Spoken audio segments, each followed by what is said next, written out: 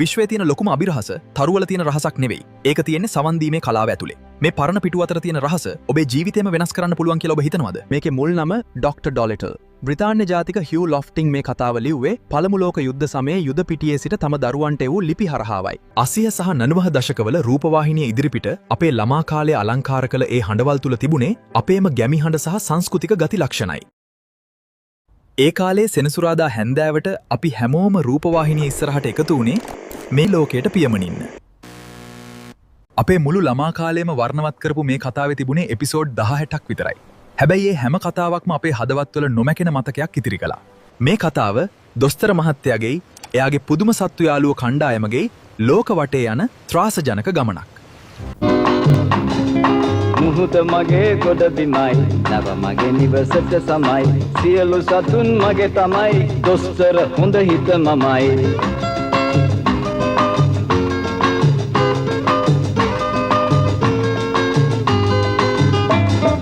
සතුන් සමග ගොඩ මළුවි කරන රාස ඕසතු දැනගන්නට ගඟ දෙමු පිරිසක් පිරිහෙවිලු දැනගන්නට ගඟ දෙමු පිරිසක් පිරිහෙවිලු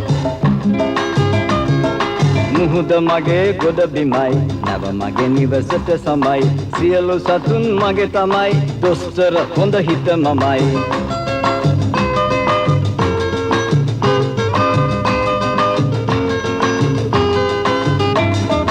අයුක්තියට ඉඩ නැති යුක්තිය ලොව රජ වෙති වෛරෙන් වෛරය නොවේ මෛත්‍රියෙන් ජය ලැබේ වෛරෙන් වෛරය නොවේ මෛත්‍රියෙන් ජය ලැබේ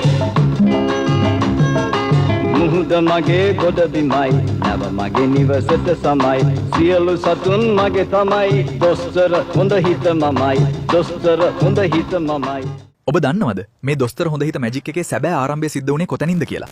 ඒ තමයි ටයිටස් තොටවත්යන්ගේ ප්‍රථම හඬ කැවීම අත්හදා බැලීම වුණු ලොකු බාස් සහ පොඩි බාස් කාටුන්. අද අපි ඔබට ඉදිරිපත් කරන්න යනවා චිත්‍රපට දෙකක්. කාටුන් චිත්‍රපටි.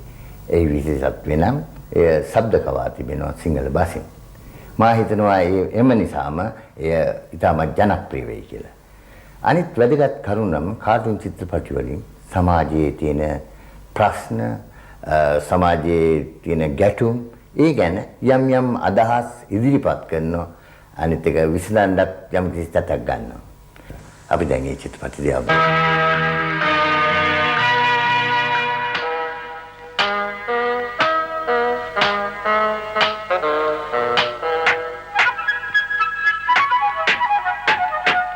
ලොකු බාස් සහ පොඩි බාස්ගේ වචනවල තිබුණේ අපේම මිනිස්සුන්ගේ ගතිය. ඒ කාලේ අපි මේවා බැලුවේ නිකම්ම කාටූන් එකක් විදිහට නෙවෙයි. අපේම ජීවිතයේ කොටසක් විදිහටයි. දැන් කාටද මේ ලියුම? බාසුන් නෑ මෙන්න බාසුන් නෑට ලියුමක්. බාසුන් නෑ. මොකටද අහන්නේ? මගේ නම තමයි බාස්. කොහෙද එනවා ඒ ලියුම මෙහාට?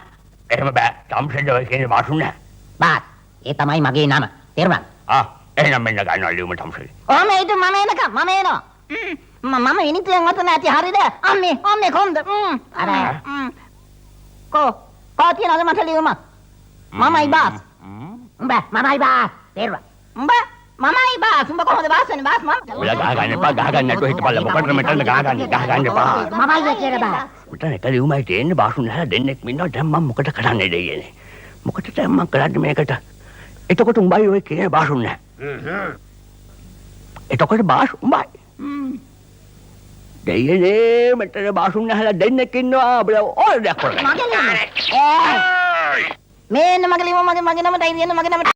හැබැයි අද ඉෂරා ඉන්ස්පයර් තුලින් මම කතා කරන්නේ අපේ ළමා කාලේ හැඩ කරපු දොස්තර හොඳ හිතනයි පිටුපස තියෙන ගැඹුරු රහස් සහ අද කාලේ තරුණයන්ට ඉගෙන ගන්න තියෙන වටිනාම පාඩම් ගැනයි. The story unfolds as an adventurous journey where the doctor and his amazing team of animal friends travel around the world. එහෙනම් අපි යමු අපේ මතකයන් දශක ගණනාවක් ඒතට දිවෙන ඒ සුන්දර සිදුවීම් මාලාවේ ආරම්භය වෙත.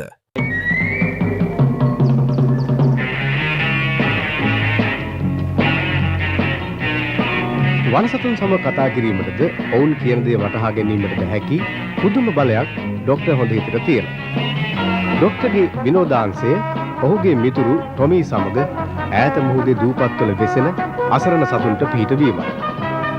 දොස්තර හොඳ හිතට ඇති මේ සතුන් සමග කතා කරන බලය සොරා ගැනීමට මූදු පොල්ලකරුවෙකු වන කැප්ටන් මූදු රකුස් සහ ඔහුගේ සහචරයෝ මාන බලනවා. එක දවසක් ඈත මූදේ දූපත් අතරින් ડોක්ටර් හොඳහිතගේ නව ගමන් කරමින් තියෙන විට ඔහුගෙන් උදව් ලබා ගැනීමට කුරුල්ලෙක් නැවට ආවා. අර මොකද? පේන්නේ කුරුල්ලෙක් වගේ. උට මොකක් හරි කරදරයක් වෙලා තියෙනවා. බලපන් පොඩි එකවමත්. හොඳට ඕම හිම්බත් වෙලා බොහොම අමාරුවෙන් පියබන්නේ. තටු ගන්නවත් පණ නැහැ. හැමෝම සීරුවෙන් සිටින්න හදිසි අවස්ථාවක්. කුරුල්ලෙක් නැවට පාත් වෙනවා. සියලු විධි විධාන ලෑස්ති කරන්න. සියලු දෙනාම තම තමන්ගේ ස්ථානට වෙලා සීරුවෙන් සිටින්න. හදිසි අවස්ථාවක් සියලු විධි විධාන ක්‍රියාත්මක කරන්න. සියලු දෙනාම සීරුවෙන් සිටින්න. විධානය කරා මං වැටුණා. ඉක්මන් කරන්න ඕන. ඕ මෙහෙම බානවා. මූලට ඉලක්කය අල්ලලා බැරි නැත්තම් බෙල්ල නැරේ කඳ මූදේ. හරි ඔන්න බානවා වන්දා කප්පල් පෝනා වතුරේ බෙල්ල නැරේ නැත්තම් කඳ මූදේ.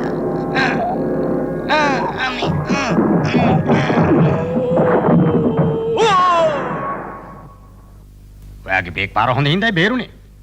මම හිතුවේ පරයියෙක් කියලා බැලුවම මේ කෝකෙක්නේ. අනේ 100ක් නෑ නේද? මම ඉන්ට බෙහෙත් දෙන්න වෙයි. ඔය ස්ට්‍රෙචර් එක ගේනවා. මේ කියනවා. මොකද මේ කලබලේ? කොහෙන්ද ආවේ? සනීප වෙනකල් මෙහි හිට වේවි. අපෝයි මට බෑ. ડોක්ටර්ට පණිවිඩය කිව්වා කියලා මං ගිහින් කියන්න ඕනේ. අපෝ කොහේ යන්නද මේ උස්ම ගන්නත් බැරුව මොකක්ද මේ පණිවිඩය කියන්න බලන්න මට. මගේ පුතාට මොලේ පිස්සුව දොස්ස මහත්තයෝ. මොනවා මොලේ පිස්සු ඇදිලා? පොප් තිස්සුව තද වෙලා තතක තුලන්නේ. ඒ මොකද ඒ? ඉගෙලෙන්න බෑ කියනවා. මොනවා කුරුල්ලී කිල්ලෙන්ට බෑ කියලා බෑ. පොප් දාගෙන පුදිනවමයි වැඩේ. දැන් පුතා කො? කොක් දුවේ. ඔක හදාගන්න මෙච්ච වහන්සියක් මං. අඬන්න එපා. අපිට දොස්තර හොඳ හිතන මේ තරම්ම සමීප වුණේ අසහාය කලාකරු ටයිටස් තොටවත්යන්ගේ ඒ දෙබස් සිංහලේ හැම චරිතයකටම සැබෑ සිංහලකම කැවූ එකයි. උන් පාවෙන කොටයක් සැක කරන්නේ නැහැ. ඔයාලා දැක්කද මගේ ඉලෙක්ට්‍රොනික තාක්ෂණික කම්පියුටර් එකේ මොලේ පොඩි අදහස තියෙනක් වැඩ කරන හැටි.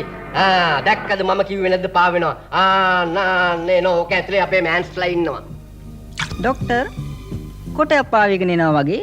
දූපත් ළඟ ඇති. නෑ සර් දූපතකින් නෙවි. කපල හදපු කොටයක් වගේ.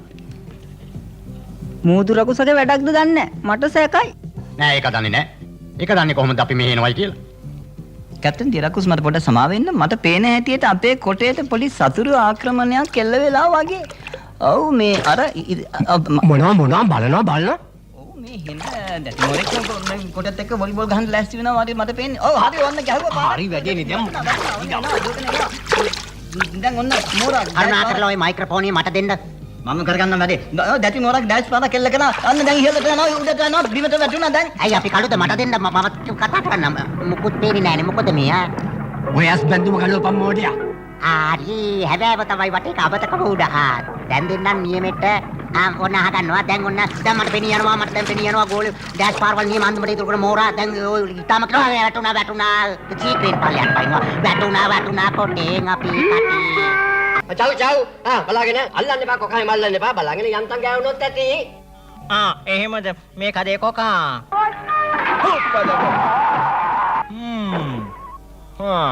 කොකා හොඳට වැඩ කළා ඒකත් එහෙමයි මං කීප කැහුවේ නෑ දැන් උඹට තේරෙන්නේ ඈ චව් ඔන්න ඕකෙන් ගලවලා උගුල දාපල්ලා වලට දැන් ડોක්ටර් හොඳට ළඟම එනවා ඇති අපි ලෑස්ති වෙලා ඉන්න ඕන ඒකට සර් උගුල නම් හොඳට වැඩ කරනවා නේද බල්ලා වැඩේ කෑවා ඒ විතරක් නෙමෙයි නාකි අපිට බැයිලු ඒගොල්ලෝ වැඩ කරවන්න ඕකයි ඉවසන්න වැඩ හිටිය අපි මේ වෙලාවේ හුඟක් කල්පනාවෙන් වැඩ කරන්න ඕනේ තේරුණාද ඔව් ඉවසන්න ඕනේ තමයි ඒක තමයි ඉවසන්නේ මූව කොහොමද හොඳ කරගන්න ඕනේ ඒකයි ඔව් අපි ලෙඩව බලමු ලෙඩක් කොහෙද නවත්තලා ඉන්නේ කියන්න බලන්න අර ඉන්නේ අර මඩුවේ ඌ ඈඩ් කරලා තියෙන අනික්කුන්ට බෝ වෙයි කියලා ටොමි හොමින්ද මම ලෙඩව සෝදිසි කරලා එන්න මුන්ටි මොකද ඉගෙලෙන්න බෑ කියන්නේ කුරුල්ලු නාම ඉගෙලෙන්න එපා පුතා ඒ පරණ කතා මං ඉගෙලෙන්නේ නැහැ කතාව එච්චරයි වැඩ කළොම් බලා ගන්නවා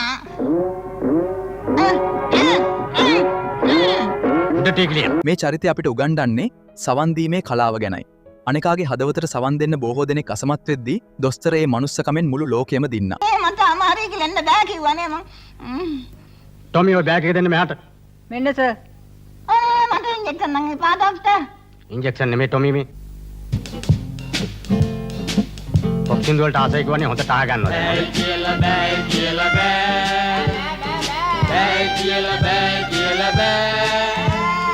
බෑ කියලා බැරිය මලේ බෑ කියලා බැරිය නදී බෑ කියලා බෑ බෑ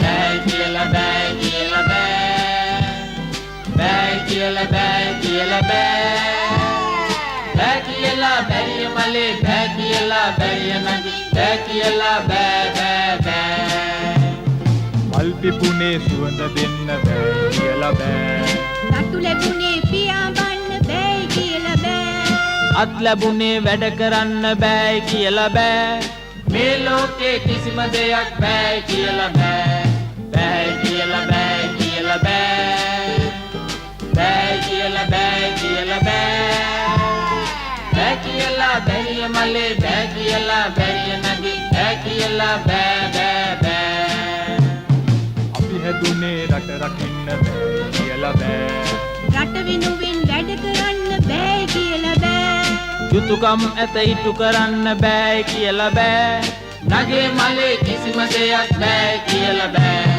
බෑ කියලා බෑ කියලා බෑ බෑ කියලා බෑ කියලා බෑ බෑ කියලා බැරිය මලේ වෑයම් කරනවා. මොන්ටියෝ බිමට වැටෙන රොදි කොහොම හරි අල්ල ගන්න බලමු. අන්න දැන් ඉතින් ඉක්මනට ගිහලා හැංගියලා දැන් ඔය මේ පැත්තේ තමයි ඉන්නේ. මම බලාගෙන නැහැ. දැන් වැඩේ හරි උංග කොටුනා දොස්තරයා මල්ලියේ. ටොමි උඹට කොහොමද? වරදක් නැහැ. සර්ට කොහමද? හොඳයි. මොන්ටි උඹට කොහොමද? ඇඟපත් නම් ටිකක් රිදෙනවා අපෝ ගානක් නෑ. අන්න කවුද එනවා වගේ ඉක්මනට ඇතුළට පණ. ડોක්ටර් හොඳට මොකද කියන්නේ සතුත් එක්ක කතා කරන රහස මට කියලා දෙනවද නැද්ද? ඔයගේ හොරෙකුට මං ඒවා කියා දෙන්නේ නැහැ තේරුණාද? ඒක මට කියා දුන්නොත් මම ડોක්ටර්ට හොඳට සලකනවා. ડોක්ටර්ව අමතක කරන්නෙත් නෑ. එතකොට අපි දෙන්නට මේ ලෝකේ කවදාද රජ වෙන්න පුළුවනි. හොඳට දැනගනින් කල්පනාවට ගනින් ඒකේ පොඩි කොස්සක් තියෙනවායි කියලා. මට රජ වෙන්න ඕනේ නෑ කවදාවත්. මොකද රකුස ડોක්ටර් හොඳයි ඉතයි ටොමි වයි අල්ලගෙන උනවා. අපි ඔක්කොම ටික කියලා බේරගෙන ඉමු ડોක්ටර්. ඔබ දන්නවද දොස්තරට සතුන්ගේ භාෂාව ඉගැන්නුවේ පොලිනීසියා කියන ගිරවා. ඒ රහස හරහායි එයා ලෝකයේ සතුටින්ම හිටපු මිනිස්සයා වුණේ. මොන්ටි තමයි අප බේරගත්තේ නේද ડોක්ටර්? ඒක තමයි මං කියන්නේ බෑ කියලා බෑ උත්සාහ ගත්තොත් ඔක්කොම හරි. මොන්ටි අපිට හොඳ ආදර්ශයක්. බෑ කියලා බෑ කියලා බෑ. චී ගැබ් ගැබ් වගේම ඩැබ් ඩැබ් මේ හැම සතෙක්ම අපේම ගැමි හඬවල් වලින් කතා කළා. සල්ලි පස්සේ දුවන්නේ නැතුව තමන් ආදරය කරන වෘත්තියට අවංක වුණොත් අද කාලේ ඉන්න ඔබටත් ඔබේ ජීවිතය ඇතුලේ ලොකු වෙනසක් කරන්න පුළුවන්. ඊට අවුරුදු 10 ගණනකට ඉස්සෙල්ලා ඒ කාලේ ලෝකේ භූමි ලක්ෂණ පිටලා තිබුණු මෙහෙමයි. ඉන්දියාවත් ලංකාවත් අප්‍රිකාවට යා කරලා ගොඩබිමක් තිබුණු බවයි විද්‍යාඥයන්ගේ මතය. භූමි කම්පාවකින් ඒ ගොඩබිම ගිලුණලු. අද ඔය මාලදිවයින ලකදිව් දූපත් ඒ කාලේ තිබ්බ කඳුවල මුදුන්ලු. ඒ කාලේ මම හිටියා නම් හැම තැනම ඇවිදිනවා. ඔය සත්තු එහෙම ලෝකේ අනිත් රටවලට පැතුරුනේ ආන්න එහෙමයි. හිමාල වනයේ අපි නොදන්න සත්තු තව කොච්චරනම් ඇද්ද හැබැයි. අනෝ සත්ත්ව විලක් තියෙනමයි කිව්වේ හේනේ ડોක්ටර්. ඒ කාලේ පුදුම සත්තු තාමත් දූපත් වල ඇති කොටු වෙලා. ඔව් එක්කන්දලීනි අකබෝන. බොරු කතා. එහෙම කියන්න එපා ටොමි. දැන් හැදිනේ උන් ඕදන්නමයි ડોක්ටර්. පුස්කාපු පුස්කොළ දන්නේ පෙත්තප්පු. එහෙමද? එහෙම කියන්න එපා. පුස්කොලේ පුස්කෑවට මොකද මොලේ හොඳට මෝරලා. ඒක නෙවෙයි. පිරමිඩ් ළඟ කීප දෙනෙක් දැකලා තියෙනවා ඔය හිමාලය පැත්තේ හිටියේ කියන කුරුල්ලෙක්. මෙච්චර කල් ජීවත් වෙන්න පුළුවන් නැද්ද? ඔය කාලේ ඊජිප්තුවරු මන්ත්‍ර සාත්‍ර දන්නවා හොඳට. රජවරුන්ගේ සිරුරු තාමත් තියෙන පිරමිඩ් වල. මේක ඇත්ත නැත්නම් අපි කොහොම හරි හොයාගන්න ඕන. මන්ත්‍ර බලෙන් කුරුල්ලව බන්ධනය කළා අරස්සාවට. ડોක්ටර් අපි ගිහින් කොහොම හරි ඔය කුරුල්ලව අල්ලගන්න ඕනි. පිස්සු. බූතෝ කොහොම අල්ලන්නේ? ගිහින් බලමුකෝ. මට ඒ කුරුල්ලන් එක කතා කරන්න පුළුවන්. ડોක්ටර්ට බැයි නම් මම දෙන්නම් ටොක් එක. භූතයන්ට අහුවේද පෙත්ත කියනවා වගේ. අපනුව බන්දොත් අරස්සාවට හොඳයිනේ. අපි කෝකටත් ගිහින් බලමුකෝ මේක භූතයන්ගේ වැඩක්ද නැද්ද කියලා හැබැයිටම. හොයා ගත්තොත් නම් වටිනාකම කියලා නිම කරන්න බෑ ડોක්ටර්. ඒ විතරක් නෙවෙයි ඉතිහාසගත වෙන සොයා ගැනීමකුත් වෙනවා. එදා බෙහෙත් බලෙන් පිරමිඩ් ඇතුළේ තැන්පත් කළ රජවරුන්ගේ සිරුරු සොයාගත්තා වගේ වැදගත් එකක් වෙනවා. ඔව් ડોක්ටර්.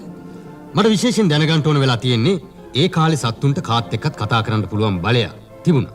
දැන් ඒක නැහැ. ඒක මට ලැබිලා තියෙනවා. ආන්න ඒකයි. ටොමි ගමනට අවශ්‍ය දේ ලෑස්ති කරන්න.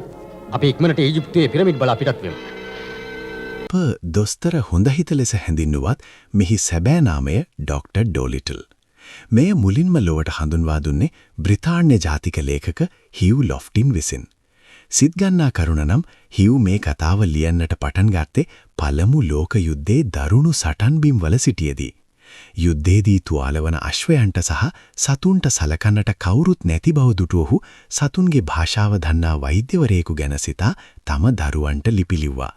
පසුව එය 1920 දී පොතක් ලෙස එළිදැක්වුණා. අප රූපවාහිනියෙන් දුටු මේ කාටූන් මාලාව නිර්මාණය වූයේ 1960 වසරේදී ඇමරිකාවේ ඩිපෑටි ෆ්‍රෙලිං එන්ටර්ප්‍රයිසස් මගින්.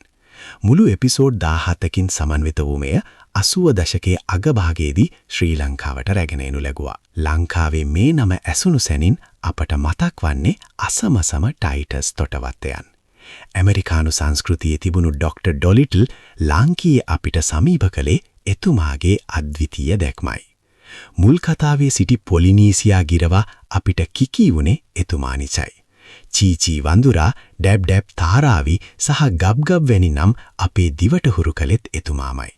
මම දොස්තර හොඳහිත, හරිම හොඳයි මගේ හිත යන ඒ අමරණීය තේමා ගීතය සහ හාස්‍යජනක සිංහල යෙදුම් එක් කරමින් එතුමා මෙය අපේම කතාවක් බවට පත් කළා. මගේ ගොඩ බිමයි නැව මගේ නිවසට සමයි සියලු සතුන් මගේ තමයි දොස්තර හොඳ හිත මමයි කොහමද මුර කරන්නේ? හිත මමයි දොස්තර මොකද කරන්නේ? හොඳ හිත මෙතන? මමයි. වාචින්න ඩෙංග ජීවත් වී සැපෙන් ඉදිමු අපි මල්ලි කොහොමද සින්දුව දැන් මම උඹ වෙතේ නැගිට නැත්තම් සැප කොහොම වුණත් ඉන්න ඩිංගල් නැතුව යයි. බෑවිලා ඉන්න හැටි තලපතා වගේ.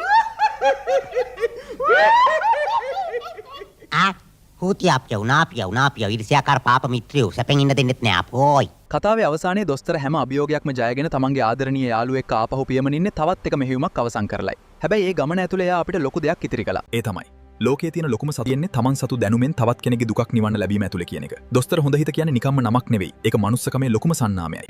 මේ ඉන්ද්‍රජාලික ලෝකයට පියමනින්න. තීරණය වුණා දැන් මේ ලබන නව වසරට සාමයෙන් ඉදිරියට යමු කියලා. යමු. ඔබ සැමටත් සාමය සතුට පිරි සුබ අලුත් අවුරුද්දක් වේවා.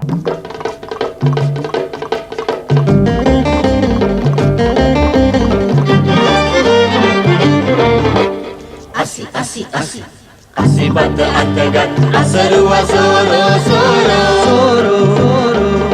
ඉතින් මේ වගේම අපේ ජීවිතේට වටිනාකමක් එකතු කරන තවත් සුන්දර මතකයන් සහ දාර්ශනික කතා අරගෙන මම එනවා. මේ වගේ වීඩියෝ දිගටම බලන්න ඉෂර් ඉන්ස්පයර් සබ්ස්ක්‍රයිබ් කරලා තියාගන්න. මම ඉෂර් තවත් දවසක හමු වෙමු.